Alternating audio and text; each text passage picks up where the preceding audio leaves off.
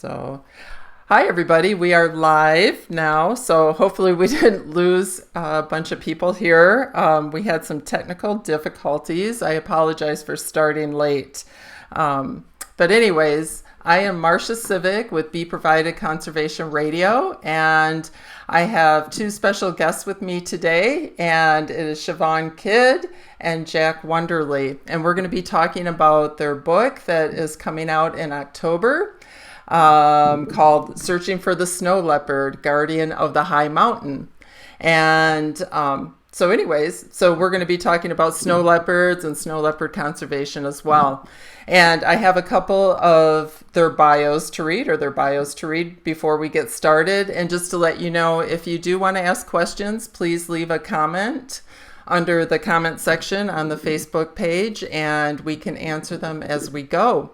And we'll see how that goes. And if questions aren't answered today, then we will try to get them afterwards. I'll forward them to Jack and to Shavaun. So again, thank you for joining.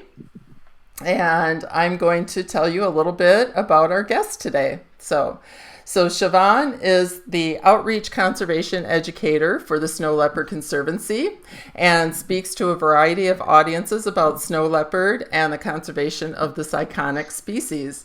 She also serves as social media manager, maintaining the Conservancy's presence on a variety of platforms. She is responsible for the online newsletter and maintains the Conservancy's website. In addition, she handles online fundraising sales, and she joined the Conservancy team as an education intern while completing her Master's of Liberal Arts and Sciences, and was centered around a post-baccalaureate certificate program in zoo and aquarium studies with a focus on conservation education and anthrozoology.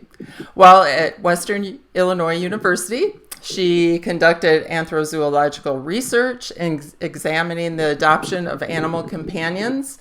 As an intern, Shavaun developed a multi-age snow leopard conservation education program, including educational activities appropriate for school-age children. And she, if you can't tell by that she has a huge passion for wildlife, in particular big cats. And she was a zoo docent also for 17 years and was the program developer and coordinator advisor of a junior zookeeper program at a local zoo for about 8 of those years. She also spent a summer at the Nashville Zoo as an instructor in their summer camp program. And she even owned, which I didn't know this, owned and operated a pet supply and gift shop. And she was also a medical and radiation oncology transcriptionist, if I can say it, and editor for more than 20 years, which I didn't know.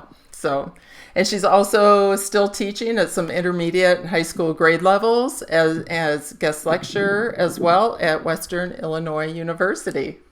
So welcome, Shavaun. Welcome, Shavaun.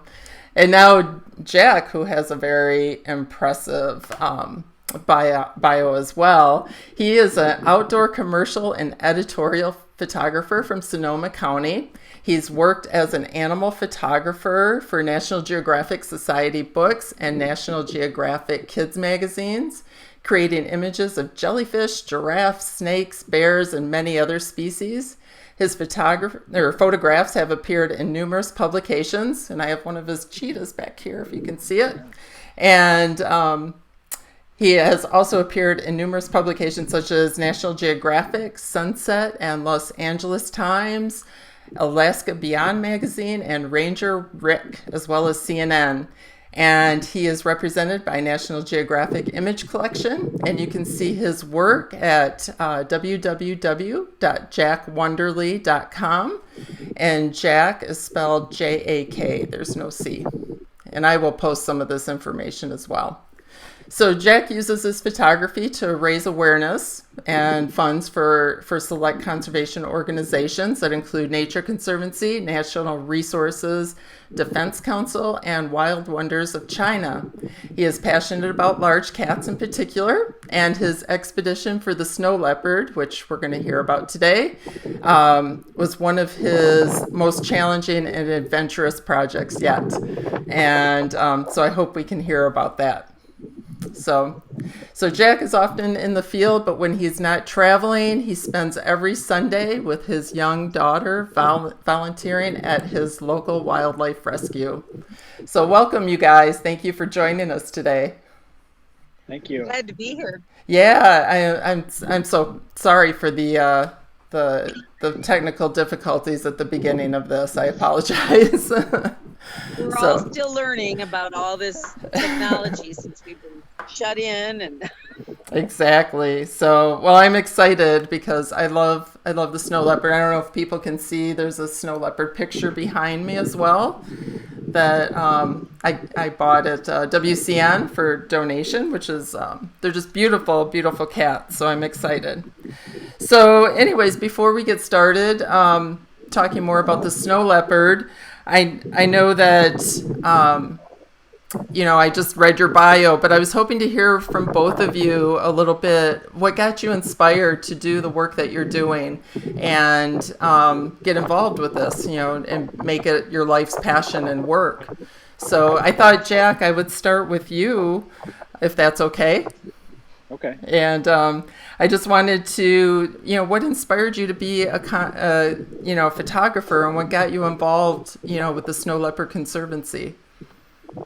I this is sort of a second career for me. I used to work in advertising and Oh, I digital didn't know that. software visualization tools, and basically I worked with creative people. I went to art school, so it was always we were always making two-dimensional images of one kind or Yeah. another. But I had a career in that world first. And then, I don't know, when I got to be probably in my early 30s or something, I was losing interest in that and was never completely passionate about it. And photography, which I'd studied a little bit in college but never took seriously, started to become a regular hobby. I lived in San Francisco at the time, and I used to go over to the San Francisco Zoo. I was sort of working for a company on the East Coast, so we would wrap up work at 2 or 3 most days, which still gave me time to get to the zoo before they closed at 5. And I would Oh, nice. go to the big cat enclosures and take pictures of the snow leopard and the tigers, and I mean all kinds of stuff. But that was where I really started to work on my photography.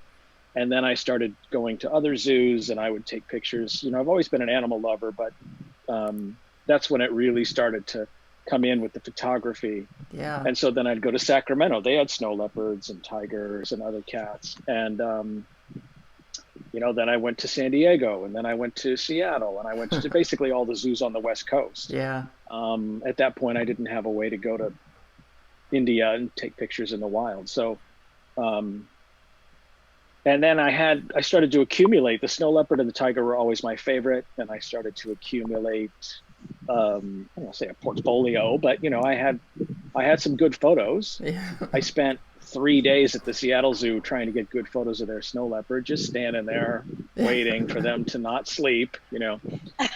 Big cats like to sleep a lot. That's hard. They like Yeah. to sleep a lot. And Yeah. actually, I learned a few things at the zoo about snow leopards. Like if you spend enough time at a snow leopard enclosure, you find out that they usually, if they're being sly at all, they don't move until you look away. So if I could stand there and look at that thing all day and it just stares and, pretend, the minute I look down or do something, it moves. Yeah. Yeah. They don't like to be seen moving. So there were some things that I learned doing that. But I just approached the snow leopard conservation organizations, the Snow Leopard Conservancy, and I was like, I have these photos. Can I donate some? Do you need them? Can I make prints and you can sell them at your fundraisers? And that was quite a while ago. That was maybe 2007 or 8. Yeah. And so that's when I first met Darla Hillard and Rodney Jackson and stuff from the Snow Leopard Conservancy, and I might go to a fundraiser and stuff. So this goes back quite a ways for me to when I was actually just turning professional as a photographer. So I eventually left the corporate world and decided I was going to be a photographer. And I really wanted to do wildlife and travel and stuff. I didn't know from a business standpoint, I had no idea what that looked like. Nor did I know that it takes, probably a good 5 years to establish yourself as a photographer. So the beginning was a lot of fits and starts and trying to figure it out. But that's how the relationship with the Snow Leopard Conservancy first started and where the photography interest came out. That's interesting. And you like film photography, right? You like, I believe it's a, I don't know if I'm going to pronounce this correctly, a Rolleiflex, or how do you say if that? I'm on a Rolleiflex, Rolleiflex, yeah. Yeah. The Rolleiflex is a camera that was popular in the 50s and 60s, and it's a box. Well, I can show you. It's right here. I think I know what you're Obviously, talking. Yeah. My dad so had this one is of those not too. Yeah. this is not the kind of thing I would probably get a snow leopard photo on, but I take it on all my trips, and I use it, including for wildlife, as much as possible. Yeah. That's great. And just because it's different. yeah. And it's way harder. Obviously, I get 12 frames, and then I got to change film, and everything's like manual and stuff. You really have to think about your picture too with film. It's not like digital. You can snap off 12,000 photos and look through them later. You know, you're yeah. You have to be a little There's picky. no autofocus. Yeah. Everything's manual. You got to use a light meter. You have to move very slowly. But when you're in close proximity to an animal, I think it actually works very well, because you're in a kind of submissive posture. Yeah. You look down into the viewfinder, and you're not kind of up in their face. So when I get close to an animal, when that's possible, it's a great thing. Yeah, that's sort of my crazy passion project. I like that. Well, the reason why I brought it up too is when you said that every time you look away or put your eyes down, the snow leopard would move. And I figured with that camera, you almost, if you're at the zoo, you might just kind of look down into that. Maybe you'll catch something. But yeah. And so I know you went on an incredible adventure trek to the Indian Himalayas for Snow Leopard Conservancy, and I hope we can talk about that later. But I wanted to hear from Shavaun and hear from her on how she got started with the Snow Leopard Conservancy. How did you meet, Rodney and Darla, who are... Mine's a pretty long story, too. Back in, I can't remember, it was 2000, maybe 2004. Yeah. I saw online that Project Survival Cat Haven was holding a big cat experience at UCLA. And I was like, ooh, I want to go. There was going to be a snow leopard person and a jaguar person and a cheetah person speaking. And so I booked my plane fare and headed out, and it was Rodney and Darla that were the snow leopard people speaking at this event. And so it was a long time ago. And then I followed them for years, but then when I went back to grad school and realized that I was going to have to do an internship, I thought, aha, I know who I want to do it with. So it was an education. Mine was in conservation education. So it wasn't like, going out into the field. Yeah. And I went out to the WCN Expo for the first time in San Francisco in October of, I think it was 2013. And I saw that they were going to be there. And of course, me, like lots of people who come up to our booth at the expo, I went up to them and introduced myself. And I said, "Do you guys remember me?" And Darla's like, "Oh, yes." And in fact, there's a picture that WCN took of us hugging at that expo. It's kind of funny. And it was on their website, and I grabbed it. But fun. So then I had run into them again. Well, then a few weeks later, I called her and said, "Hey, Darla, can I do an internship?" And she's like, "Well, I don't know. We don't have interns." And she goes, "Well, wait a minute. What do you want to do?" And then she said, "Well, you could do it from Illinois, and you wouldn't have to live out here, and you would, for a short time and pay for the rent out here." And she said, "And if you could work it in with the zoo that you have there, they have snow leopards, then sure, let's do it." So I did the internship with them, and then as soon as I was done, along came another expo, and I was sitting there next to Darla, and I said, "How about a job?" And she's like, "I don't know." And I said, "Oh, come on, I can do something on the internet." And I bothered her until finally she gave in. And persistence is key. My first project was to come up with an eco-friendly T-shirt for the Conservancy, and it's led from there. Now I do all kinds of projects, and I never know what project is coming. And when Darla emailed me and said, "Hey, I have something that's right up your alley," I was like, "Oh, goody, what is it?" And she said, "Well, we have an ambassador in Australia.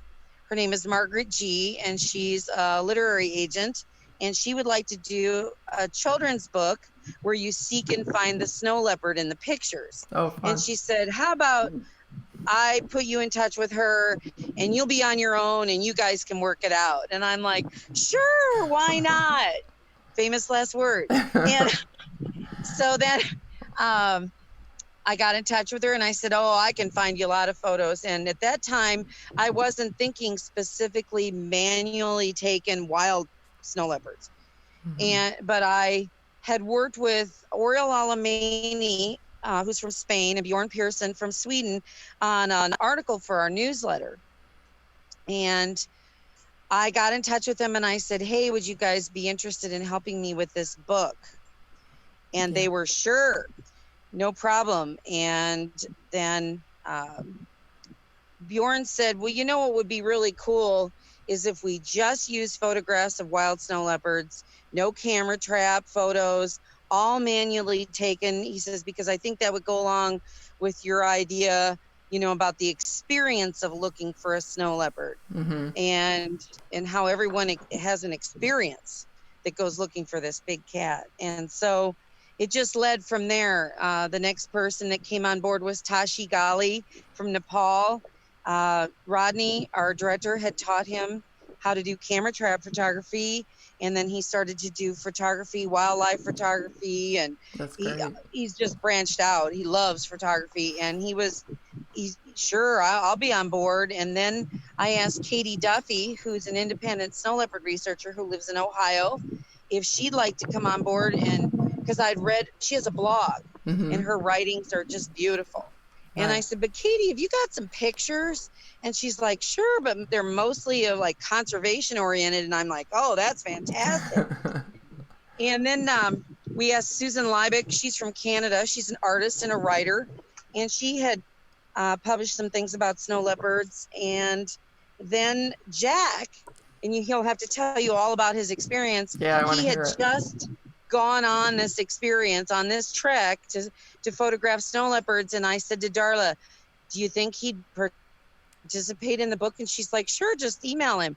So then I snatched Jack right up. So, and he was real happy, and he can tell you all about his trek. But that's how it kind of brought the team together. But I've been, of course, interested in these big cats for my whole life. At the zoo where I was a docent, they called me the cat lady. And I was there 17 years, standing out in front of the tigers and the lions and the jaguar and the leopards and the snow leopards, talking about them. I even got to work with a baby snow leopard. Oh, nice. And she tore all the shoelaces off my shoes, and she'd been a little orphan cub that they had to bottle feed. I got to bottle feed this little baby lion, and oh my gosh, it was quite an experience. And but I've always been interested in, the big cats. They've always been my passion. So it's just one thing has led to another, and this is like my dream come true job. And that's amazing. Yeah. And I'm an example of you. Life doesn't necessarily begin at 20. You don't find your dream job at 20. I got my master's in my 50s. So it was, but I'm so fortunate to be with the Conservancy and working with them and having a chance to speak to people about snow leopard conservation. But this project has been amazing, just amazing. I'm so honored to be able to work with all these people and get to know them. And I'm the only one of the whole crew that has not seen a snow leopard in the wild. So it's someday. Even Margaret B went this year to Ladakh, India, and she saw a snow leopard in the wild. But I'm the only one. But that's amazing. But you I'm will. a good company. I've learned from all of these people. It's amazing. That's great. But, that's my story. That's So, wonderful. Very inspirational. I'm totally with you. I find my passion, finding my passion later in life. I didn't know what I wanted to do when I was 20.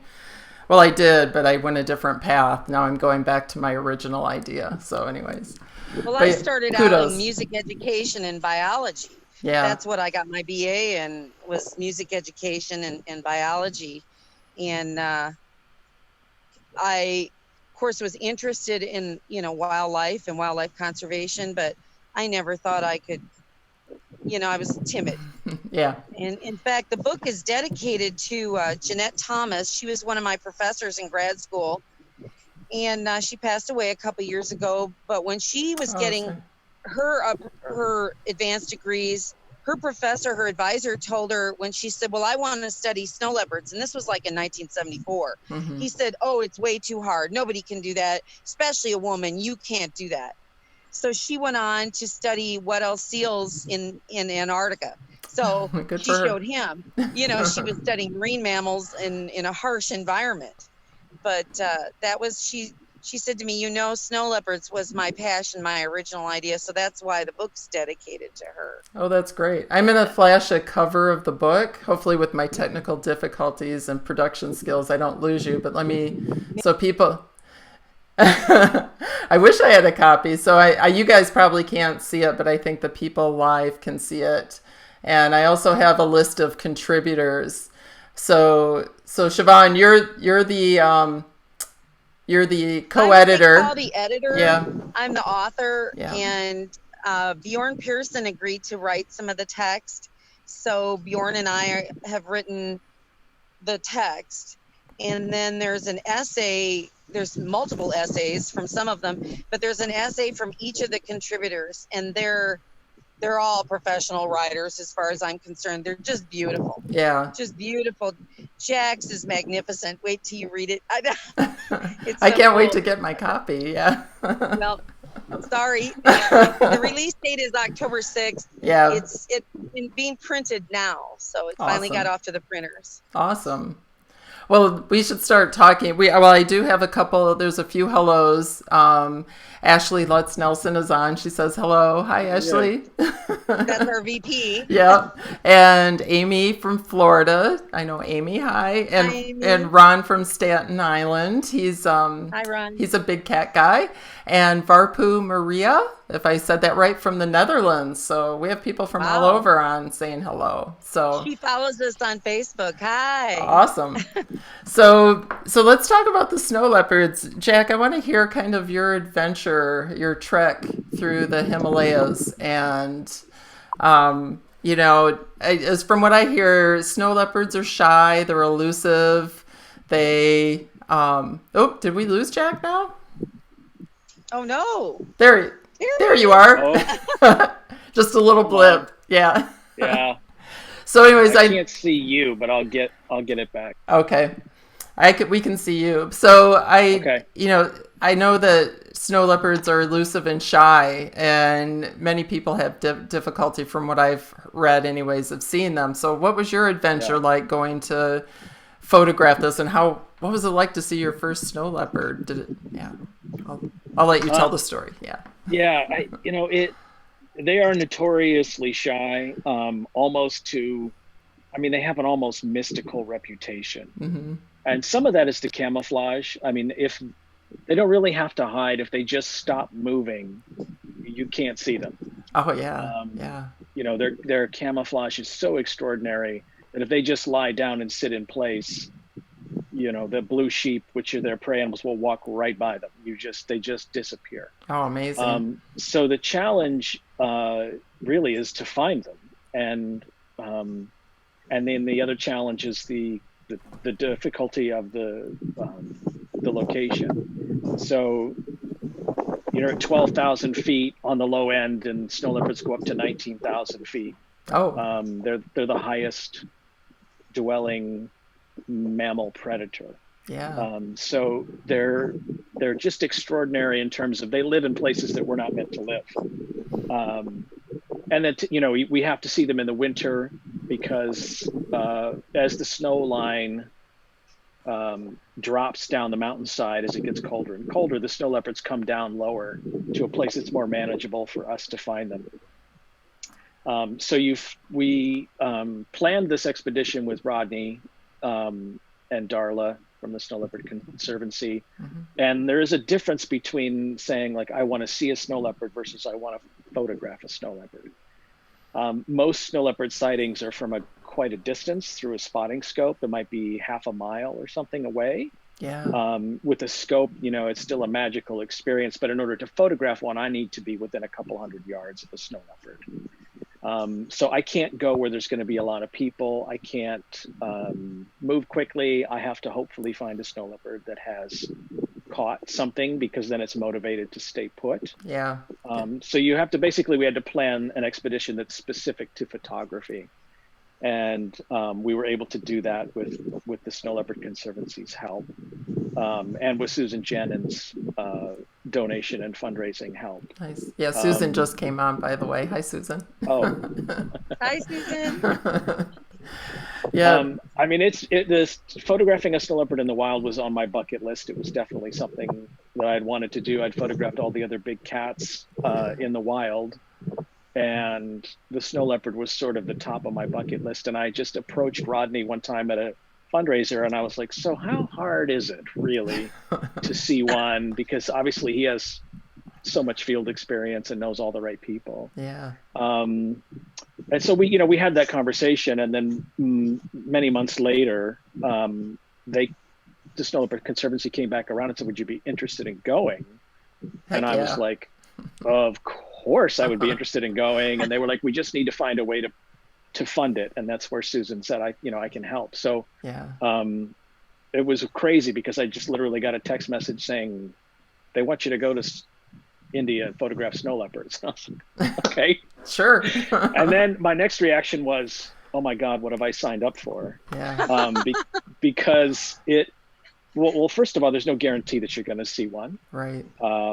You have to fly to India, then you have to fly to Leh in the Himalayas, which is at 11,500 feet. Mm-hmm. And then you have to trek into the wilderness and sleep in the cold at 12 or 13,000 feet for a week or two, and camp. Yeah. And it's 20 below at night. And I had never camped at negative temperatures, and I'd never been at 14,000 feet or any of that. So I was nervous about is this even safe? But we have a really good group. So we basically we work through Jigmet Dadul, who's, and I'm not sure I'm pronouncing his name right, but he works with the Snow Leopard Conservancy in India. And he has a team led by his son with spotters and guys that can set up camp. But it was amazing in terms of just the experience of this trip is unlike any other wildlife experience that I've had, in that it felt like a true expedition. I mean, you literally strap gear onto ponies and walk off into the mountains, and set up rugged tents. And it felt like it could have been 75 years ago or something, because you're completely off the grid. You can't use satellite phones there. So don't hurt yourself. Yeah.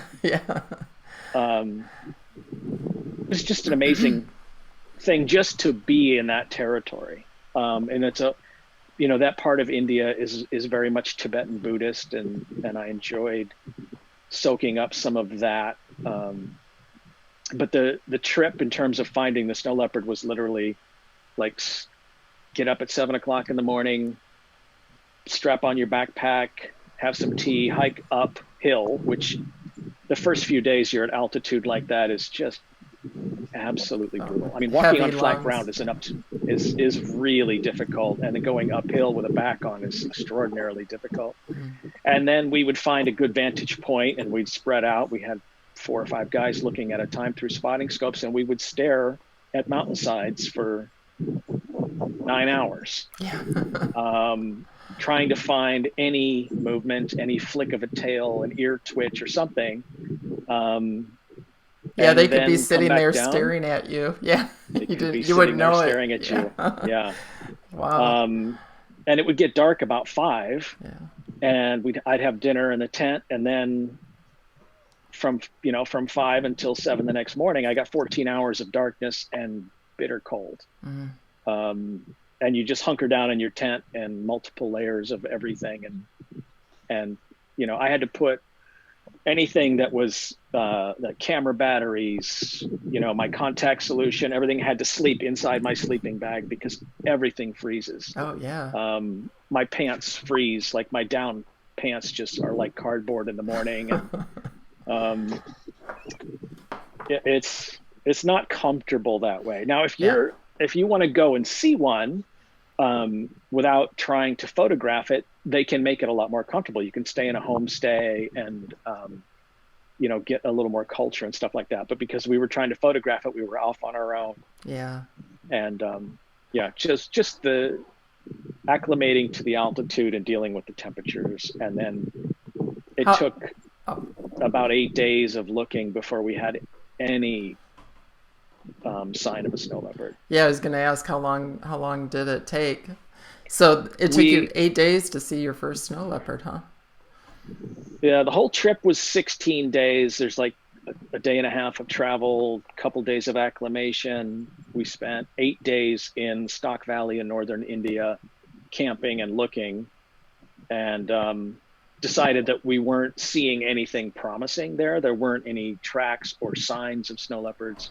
So we relocated, and as we packed up camp and were hiking out of the valley to relocate, when we were able to get a cell phone signal, they called Jigmet from the Snow Leopard Conservancy and said, hey, have you heard any news? Because he knows everybody in the region, and if there was a snow leopard sighting, he would know about it. And he said, yes, a snow leopard killed a yak in a village and at Ulay, and you should come immediately because the snow leopard will likely still be in the area. So all of a sudden, my heart's racing, and I'm like, oh my God, we might get it, because I was down to only 2 or 3 days left on my trip. Yeah. And at this point, I was completely empty-handed in terms of getting photos. So we hiked out of the valley, we got in a car, and we drove 3 hours to this new location. And it worked out in the sense that a snow leopard killing a yak is not good for it's basically, that's human wildlife conflict, right? Yeah. We've got a domestic animal that's been killed by a wild animal, and historically the farmers who have the livestock would want to get retribution. They want to have that cat shot or stoned to death or whatever method they could manage, right, to protect, because the people there make so little money, and their livestock is really their nest egg. It's their livelihood, it's their wealth. It's not like a pet. This is absolutely their lifeblood. right. And so traditionally, that's where we had retribution killings against snow leopards. But the Snow Leopard Conservancy has all these amazing programs in place in areas like this to discourage that kind of behavior. So one is the ecotourism. There's the homestay program. There's, arts and crafts. These people make little snow leopard dolls and do things like that. So basically, we're trying to turn the snow leopard into an ally for the community instead of this vicious predator. That's great.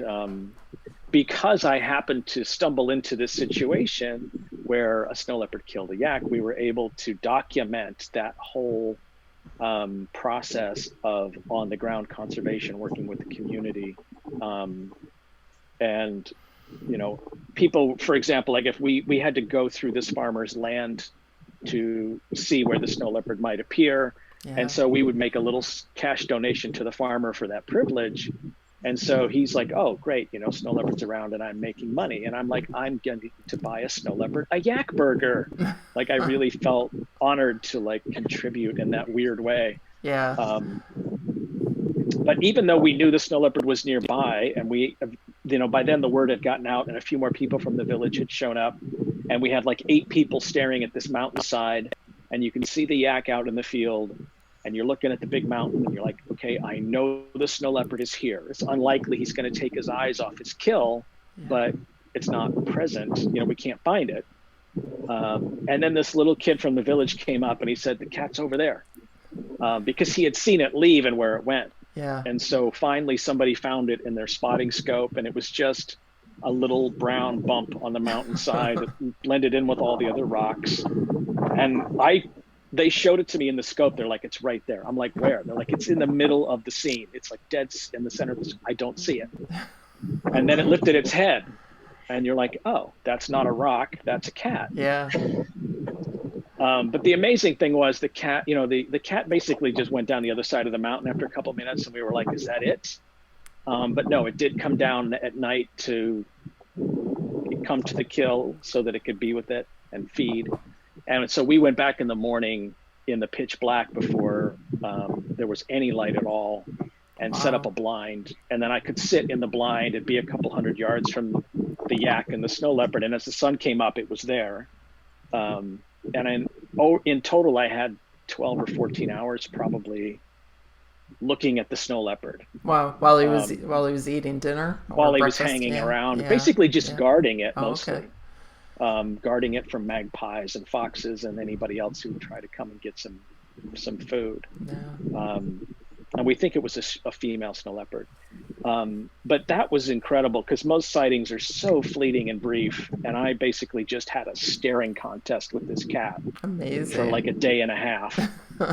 Because it was always looking in our direction. It knew there were humans on the ridge, and it certainly wasn't oblivious to our presence. So wow. We just, it was just close enough to get good photos. So with an 800 millimeter lens, which is about like this. Super heavy too. It's just close enough. That's amazing. So it makes all the frozen pants and contact fluid worthwhile at that point. Absolutely. You forget all about that stuff. Yeah. That's amazing. Absolutely forget about it. And that's one of those trip of a lifetime, dream come true kind of experiences. Like lions are cool and you can go to Africa, but it's so easy. I mean, you just get in a Jeep and they drive you out, and within an hour there's a lion, and it's so easy. Yeah. But the snow leopard, there's no guarantee, and you have to work so hard at it. Yeah. Which makes it all the more rewarding when it happens. That's amazing. I think I have a picture here.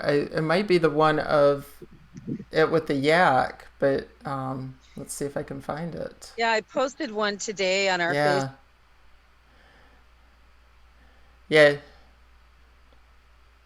Yeah, you really can't. I know you guys can't see it, but I think people can out in the world there. So hopefully everybody can see that. Yeah, the snow leopards just kind of blends right into the terrain there. Jack's essay was perfect for the book to bring it all together. Yeah. Because so many of the essays, well, all of the essays are about this experience of this mystical, magical cat and having a bond with it and feeling, that there's something spiritual about this trek. And that's what you read across the literature of everyone who's gone in search of the snow leopard. They have some type of a spiritual experience. But Jack found the snow leopard close to people, in danger of possibly being killed herself, and it talks about the conservation of the species, and so his essay just brought the whole thing together. It was perfect to bring the mystical part, the spiritual part of the snow leopard, the anthropological side together with the conservation side. It was just I can't wait for everyone to read his essay. It's just wonderful. Thank you. It is. I just want to second what she said. Like, it does feel like when you go and do this, it feels like a pilgrimage. Yeah. It absolutely felt like kind of a magical pilgrimage. And yet, like she said, this is a very real conservation, issue that has to be addressed, and the Snow Leopard Conservancy is addressing. So there's this magical, mystical side to this cat, and then there's also a very practical, it's under threat from various pressures, like many animals are. Yeah. There's a whole chapter, Marcia, in the book about the folklore and the spirituality of the snow leopard. Oh, that's great. But there's also one of the final chapters in the book is about conservation.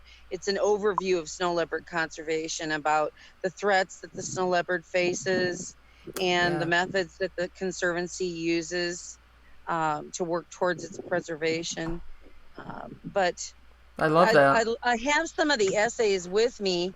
I wanted to read one for your audience. It's not very long. I would love that. As long as it doesn't blow away. I'm sitting, we live out in the country and our internet is awful. So I'm sitting down here by the Mississippi River in town where I have much better service. This particular essay is from Katie Duffy. She's the researcher, and it's called A Voice in the Silence. I bent down to look at the pug mark in the powdery snow. The dryness of the climate had perfectly preserved each of the billions of snowflakes, allowing the individually unique icy stars to sparkle under the cloudless sky. Just as I was trying to estimate when the snow leopard had crossed this valley and observe which way it had headed, a chill ran up my spine at the sound of a piercing cry that echoed among the peaks. My teammate and I froze. The overwhelming silence of the land was replaced with the rapid thumping of my heart in my chest. One more time, the yowl reverberated into the valley. I stood, looking at my teammate in awe, with two words being trailed by a puffy cloud of my frozen breath and a huge grin on my face. Snow leopard. I love that. It just takes you there. It does. Great. I love that. I'm really excited to get my book copy now. So whenever you're all set too, Ron had a question for Jack, but I can wait until you're done with them. You have another essay to read. I will after. Go ahead and take some questions. You want me to do that? So Jack, what can you tell us about the snow leopard's anatomy that lend its incredible skill of jumping or pouncing on such rough terrain? You know, that's a good question. And I did quite a bit of homework before this trip, but specifically why they're such good jumpers, I don't know that I have a good answer for that. They are often considered the best animal leaper, period. They can jump, the best estimate is 49 feet, which is about the length of a school bus on flat ground. That's incredible. They are absolutely physically incredible animals, and there's some amazing videos out there of snow leopards hunting, which is hardly ever seen. But when somebody gets it on camera, it is jaw-dropping, the pace at which they can move over this terrain. And when you've been in that place and you understand how steep and rocky that terrain is, I mean, it is nothing but ice and sharp rocks and loose, sharp rocks. I mean, there's almost no sturdy footing anywhere. And they sprint down these mountainsides. They often hunt from above and sprint full speed down these mountainsides. And I mean, and also the prey animals like the blue sheep are just amazing at covering ground.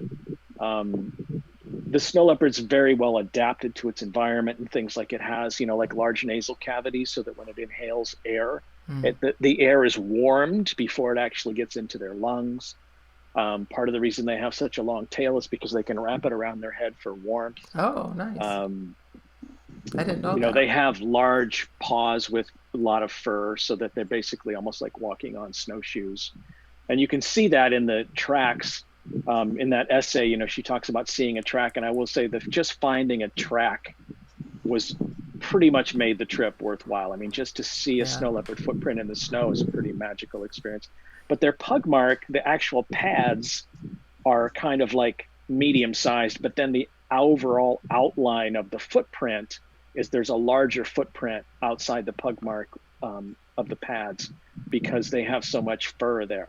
And so they've kind of got this soft-footed way of moving through. So I don't know if that answers the question about the leaping exactly, but And that's what conservationists do, Marcia. They look for signs.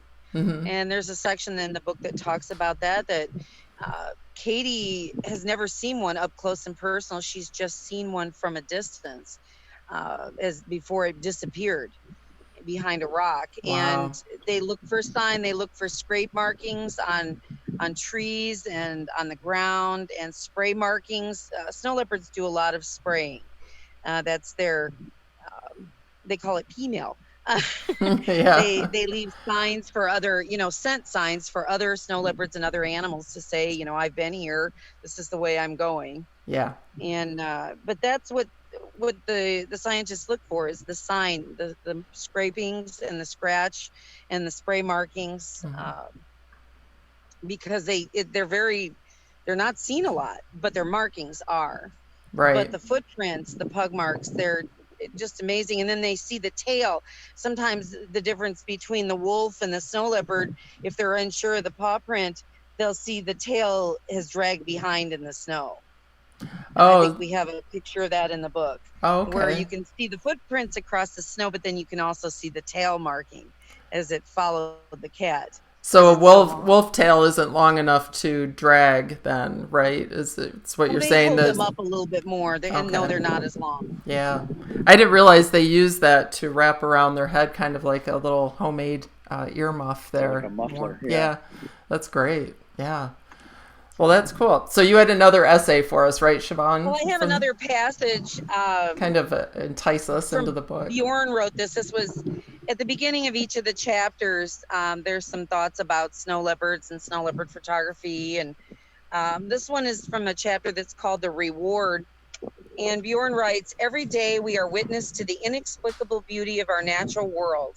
A sunrise, a sunset, a rainbow, the northern lights. Some are common occurrences we see often enough to take for granted, while others, like watching a baby being born or seeing a wild species in its natural habitat, are perhaps once-in-a-lifetime experiences. The reason some of these move us so profoundly is not always clear, but they leave us with a deeper appreciation for the universe's incredible design. There's a great deal we still don't understand about our natural world in general, and about the snow leopard in particular. But hopefully we will learn more.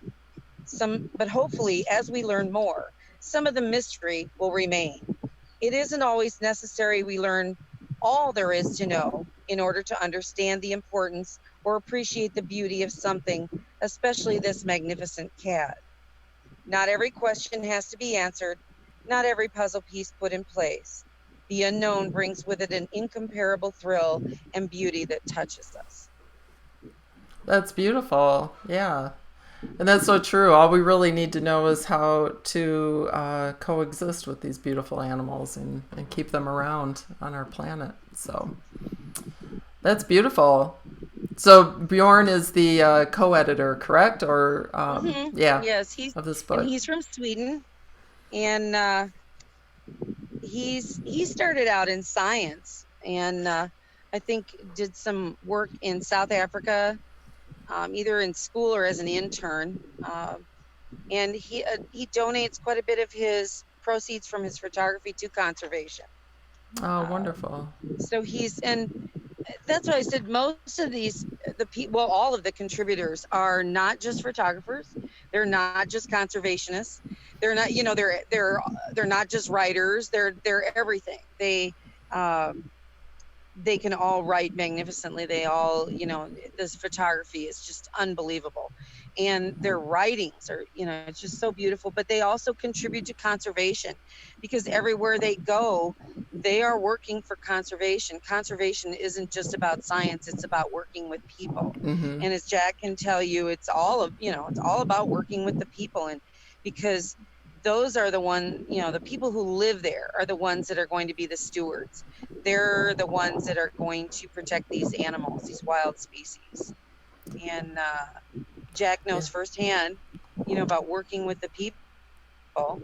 Yeah. I love that line in the book that you gave him. You bought a yak burger for a snow leopard. That was just one of my favorite lines in the book. That's a great contribution. Yeah, we've talked to Maria Sivek on this show, on the podcast as well, about Land of the Snow Leopard, or the Land of the Snow Leopard Network, which I think is a great program.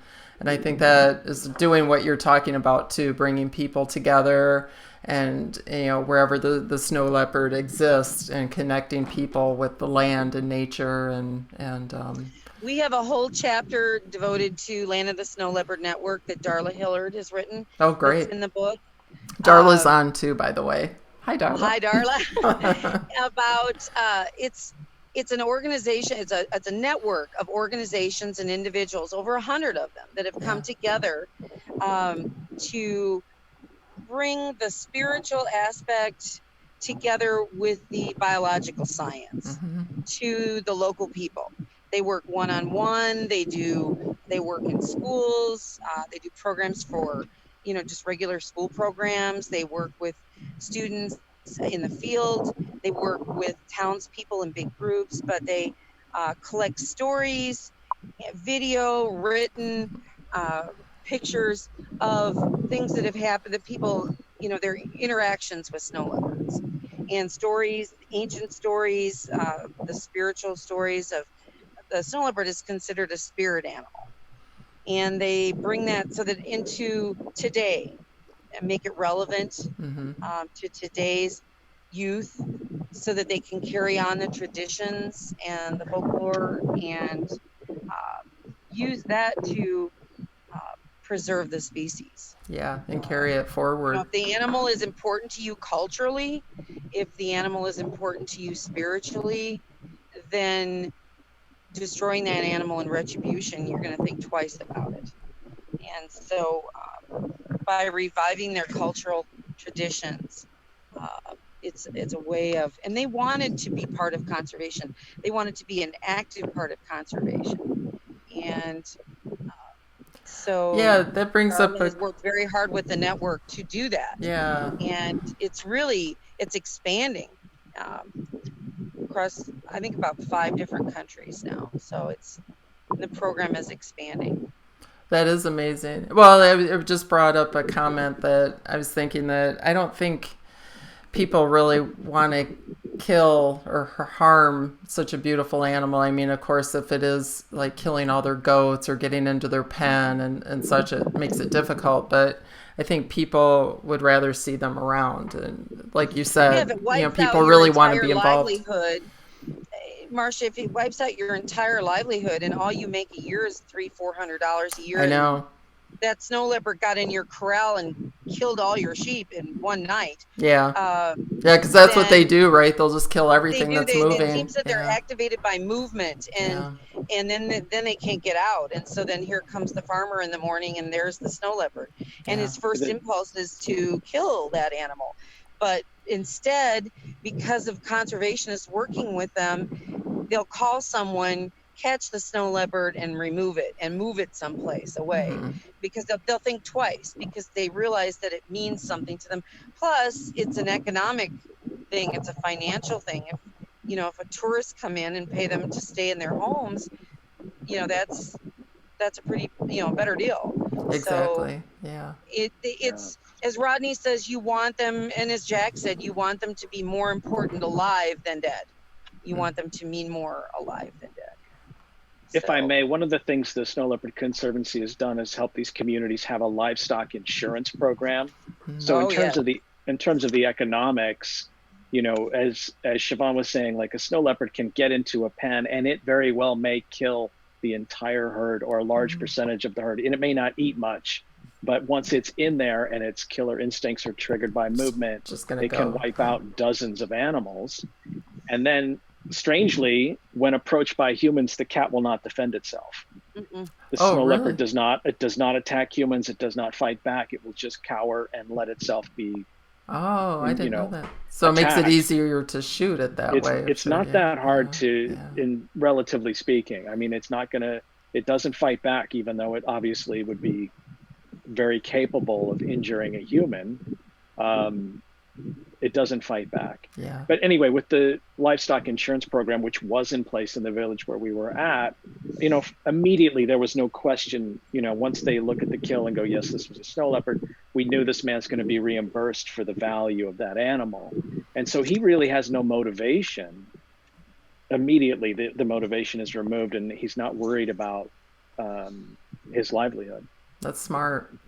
And I think when I spoke to Rodney a couple of years ago too, the Snow Leopard Conservancy was also helping with some of these enclosures. I think some of the enclosures didn't have roofs on them and such. And, you talk about how high they can jump and get into these pens, and to kind of, I think, isn't that part of the conservation efforts too, to kind of teach them how to do put the roofs on yeah their corrals. They also have yeah something called fox lights. A gentleman, Ian Whalen from Australia, had developed these predator lights, nighttime lights, to keep predators away from his sheep. mm, And he partnered with the Snow Leopard Conservancy, and we have been introducing them uh, all over the snow leopards range. And what they do is they're solar powered batteries, and they come on after dark, and they flash on and off in different colors and different patterns, so they don't become habituated to them, but they scare the snow leopards and the wolves away because they think it's a human with a flashlight. So they'll stay away, and they put them around where the yaks are and the sheep and the goats, and they've been very successful with the herders. oh, that's Fox lights good. have yeah. Yeah, that's an interesting thing.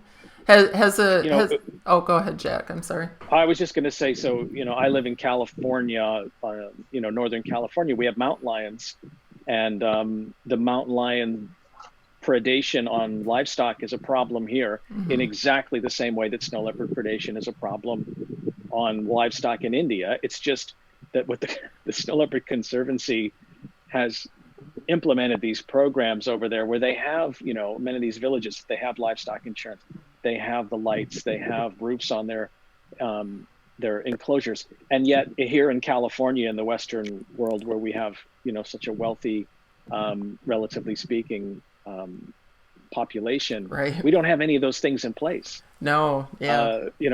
It's kind of ironic that, Yeah, we already know what these solutions are. Right. And they've been implemented in India, but we haven't learned them here. But not here. It's That's funny true. you should say That's that, true. Jack. I spoke at the Nashville, Tennessee Zoo one time about snow leopards, and I showed them the fox lights. I had one with me, and the people are like, wow, can anybody order those? And I said, yeah, it's on the internet. You just go to his website.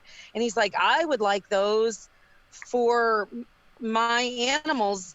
I don't know what kind of animal he raised, but he was a farmer. He wanted them in Tennessee. And he says, Right. I've never seen them. And I said, well, Right. you can get them. That's And awesome. I could use those here. Would they work? And I said, absolutely. They were designed for sheep in Australia. So yes, they'll work with your farm animals here in the States. Yeah, we have. Yeah. Well, there's a So lot we you're could right. learn locally about these programs that would help us That's true. I live in avoid the the same conflicts here. Yeah, I was gonna say I live in the Santa Cruz Mountains too, and you hear a lot of people where their goats are attacked by mountain lions, and it's like, did you put them in a pen? Did you put them in? And they're like, Did you what? practice good animal husbandry? Yeah, and then did you get a livestock guarding dog, or there's still a lot of education to be done in our own area, which you wouldn't think, but yeah. So it's interesting. So. Yeah. So let's talk about a little bit, I guess, more about when the book is available and how people can get that. The release date, as far as I know, questions. is October 6th of this year. Okay. And it was to coincide with the WCN Expo, which unfortunately won't be held in person this year. It'll be held virtually. And then Snow Leopard Day, which is October 23rd. But we are already taking pre-orders on our website.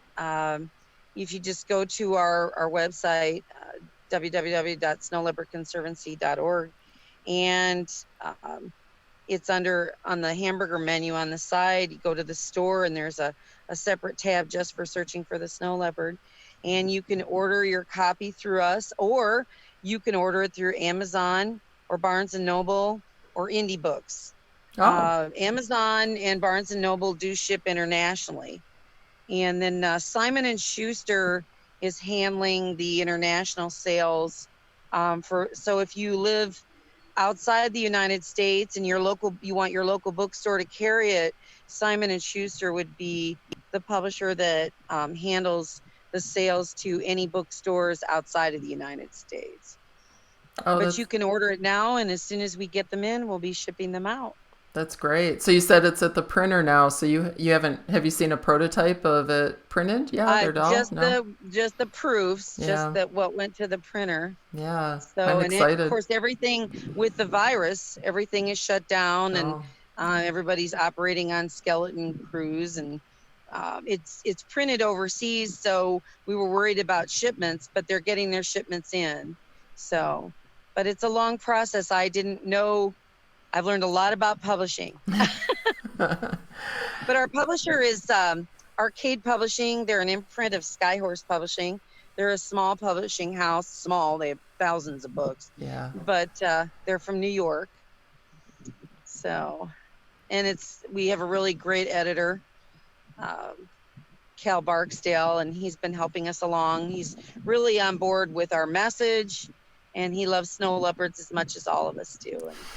And it's been a joy to do this. It's been a 3.5-year project so far for me. Oh, that's quite a bit. Yeah. So it's Shavaun has done a lot of work.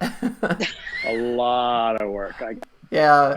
I have some sense of it. It's a huge project. Well, Jack, I couldn't have done it without all you guys helping me, boy. I just organizing, getting all these contributors together, getting the stories together. It's just, yeah. I give you a sneak peek in the preface of the book where I talk about how it all came together.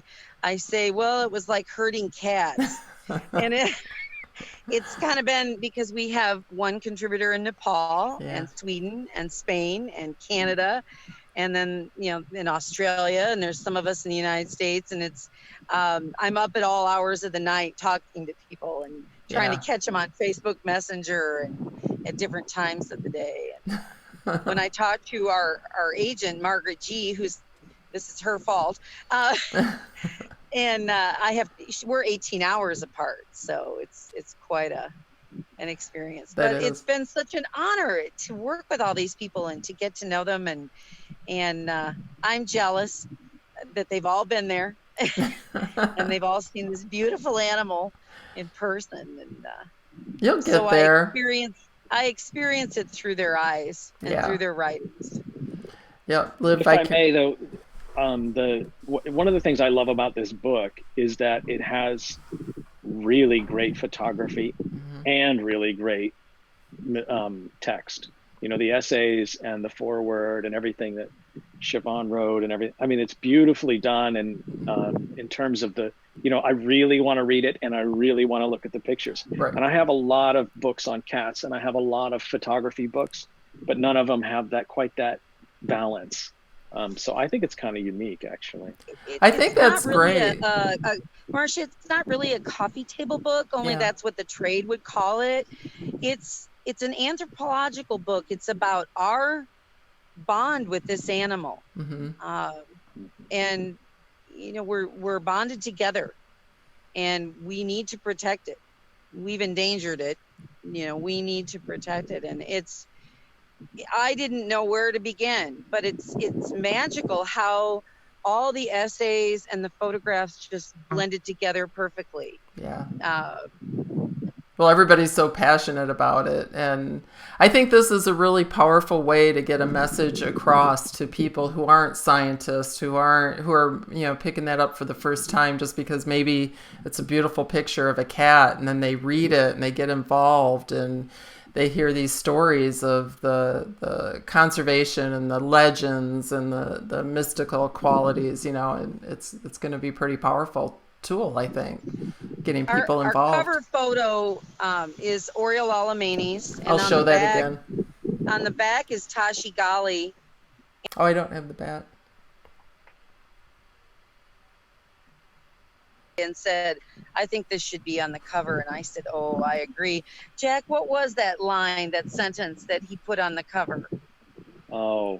About inspiring our souls?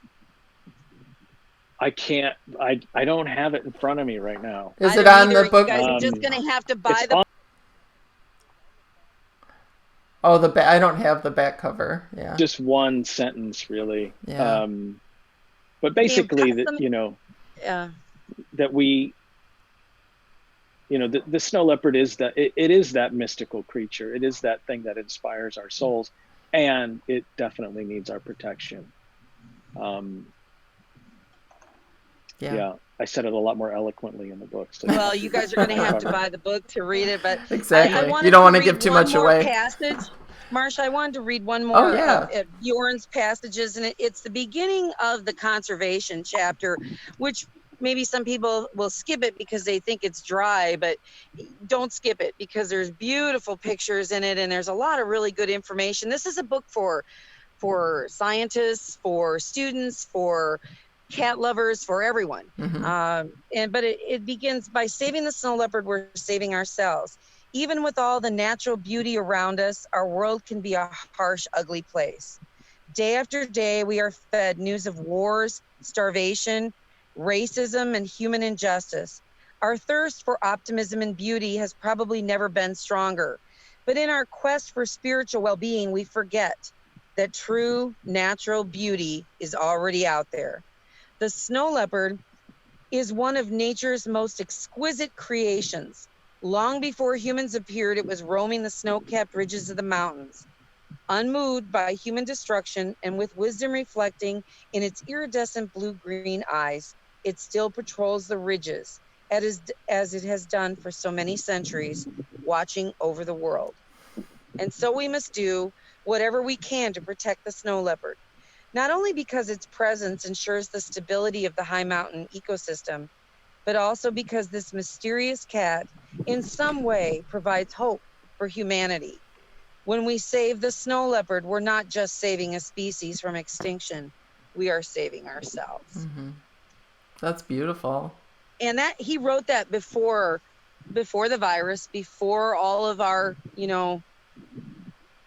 racial injustices and the, this was written 3 years ago. And I think it's so appropriate for what's happening today. I agree. That they do give us hope for our future. That's wonderful. Yeah, and we all need a little bit of hope every now and then these days anyways. But Katie Duffy is online. She has a comment. She's been, Hi, Katie. she said, let me see, part of it's cut off here. She's been listening in. It's been an honor collaborating with the others involved. We may not have met in person, but we're all connected through such similar experiences. Can't wait for this incredible book to be out. So yeah, thank you, Katie. So that's nice. For everyone who gets the book, and I hope everyone does, there's the bios about each one of the photographers and everyone who participated has a bio in the back of the book, and they're fascinating because, like I was saying before, each of these people are so multifaceted. Katie has been in the military. In school, she worked with reptiles and wolves. Wow. She works with One Health. Just amazing. They're all amazing. You mentioned the foreword. Rodney Jackson, our executive director for the Snow Leopard Conservancy, wrote the foreword. And it's not just a foreword, here's the book. He actually tells his story. Yeah. And he has I wanted him to include his story, and he did without me even asking. He's got a great story. Yeah. Yes, his mystical experience. You have to read it. It's just, and I didn't even ask him, and he told that story. And so everyone has a story in the book, except me, because I haven't been there. But you're passionate, yeah. But even the foreword this is a book where you've got to read it from cover to cover and savor it. It's like a good 7-course meal. You've got to read and enjoy the photos. The photos, I tried to accompany the text with the photos tell a story as well. And for kids of all ages, we have a section right in the middle of the book, which was Margaret's original idea. Did we lose Jack? We did. Oh, no. I didn't want to interrupt you. Right in the middle of the book, we have a section. It's a seek and find section. It's called The Elusive Leopard. And it has a picture, how the photographer took it, and you have to find the snow leopard. And then it has a blow-up picture next to it, zoomed in, where you can see where the snow leopard is so you can test your skills. Oh, fun. But, I like that. I like how it went from a children's book to this storybook. It's kind of cool. So, well, I can't believe we lost Jack here. Jack. So hopefully we didn't. Yeah. Anyways, but yeah, hopefully we didn't lose the whole connection with the world. But it's been about an hour, so Yeah, I just wanted to see or wanted you to share like where people can find you if they have questions and find more information about this. I know you mentioned the Snow Leopard Conservancy website, but you're also on social media. Yes, we're on Facebook, Instagram, Twitter, YouTube. Okay. Sign up for our newsletter. There's a sign up on Facebook. There's also a sign up on our website for our newsletter. Okay. And goes out once or twice a month and keep you in touch with what's going on in snow leopard conservation. Okay. And there's Jack. He's back. Yeah. Maybe it was due to the limit. Yay! Hey. He's back. He's back. But Jack, you have a website too. Each of our contributors has a website. Do you want to share your website where they can find your photography? I think he's still checking in. Yep. All right. Yeah. That's right. Okay. I don't know what happened. I lost you guys. Yeah. Jack Wonderly is my name. J-A-K. She said, if you just Google Jack Wonderly, my website will come up. Okay. It's on the same thing on Instagram and Facebook, Jack Wonderly Photography.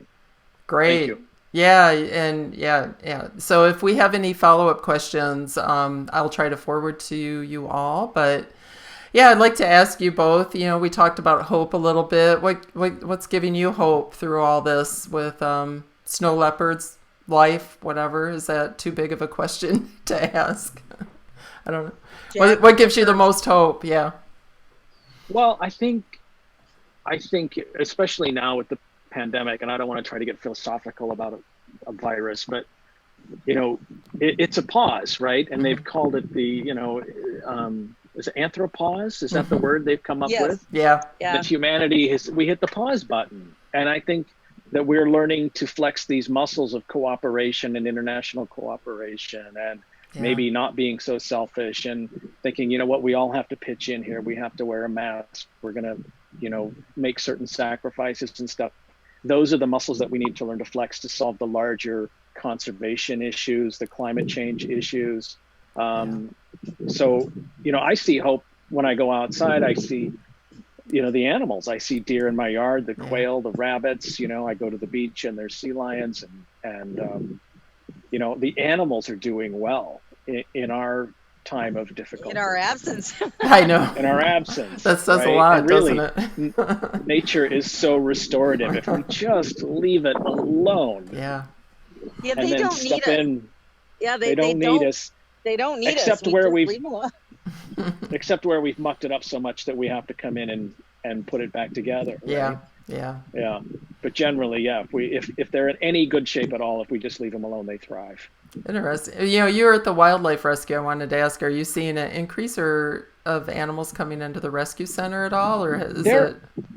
Actually, I think their numbers decrease? Are up a little bit this year. Oh, they are. Maybe I would think because down, maybe. They've had more than 700 animals in the first half of the year, which I think is a little bit of an increase. Oh, okay. It's packed. They're very, very busy. Yeah, our local wildlife rehabbers here in this area are just swamped. They're inundated. They can't take anymore. They've got so many, mostly birds. Yeah. In our area, actually, right during nesting season, the power company decided to come and trim trees. I'm like, why are you waiting till nesting season to come trim trees? So very frustrating. Yeah, so there's probably a lot of baby birds and squirrels and such, but yeah. It's so funny, you guys can't see it, but while I've been sitting here by the river, a huge flock of Canada geese are around me, and they came right up behind me and were listening while we were talking. Oh, funny. Surprised we didn't hear them. There's tons. There's probably 50 of them out here, and they all came right up behind me. They wanted to hear. Oh, funny. So what gives you hope, Shavaun? Well, the youth. I know Rodney looks to the youth. There's so many young people interested in conservation and helping us with climate change and preserving these species and the next generation of conservationists. And so many people that live in these countries are interested. It used to be the Europeans and Americans would go there and then leave. And now it's more and more people who are actually from those countries want to participate in conservation and ecology and environmental studies and politics and economics and everything that goes into conservation, because conservation isn't just science. Right. It's It could everything. be photography, And, art, writing. Yeah. Yes. And it's the youth and the next generation and how passionate they are and how they're really interested and like Jack said, time to work together and actually using these technological tools that we're using today, the Zooming and stuff, for a purpose to actually do good with it. Yeah. But it's I think it's been helpful. So, well, thank you. You guys give me hope for everything you're doing, and keep doing what you're doing, and I'll keep trying to get the word out there. But I really appreciate you and all that you're doing. So thank you. So thank you for having us, Marcia, and thank you so much, Jack, for working with me on this project. I can't wait. It was no, I mean, to have the experience was great. To share it is just as great. Yeah. So thank you, Shavaun, for all your work on the book. I know it was an epic amount of work. Yeah. A lot of your Facebook posts, I'm editing again. I'm editing another time. Can you see the geese? Oh yeah, look at them. They're all taken off. They're all babies. Oh, that's adorable. They're all teenagers. Looks like a beautiful day there. Jeez, yeah. It is beautiful. Yeah. So, well, good. Thank you for having us. You're welcome. And buy the book. Yeah. Thank you, everybody, for listening. And if we didn't get to your questions, we will try to get them after. But I think I got everybody. So a lot of hellos. So you may want to go to the live version and say hello, or if you want, it's up to you. But anyways, I will end it. If you guys want to stay on for a second, that's fine. But okay. Bye, everybody. Thank you. Thank you.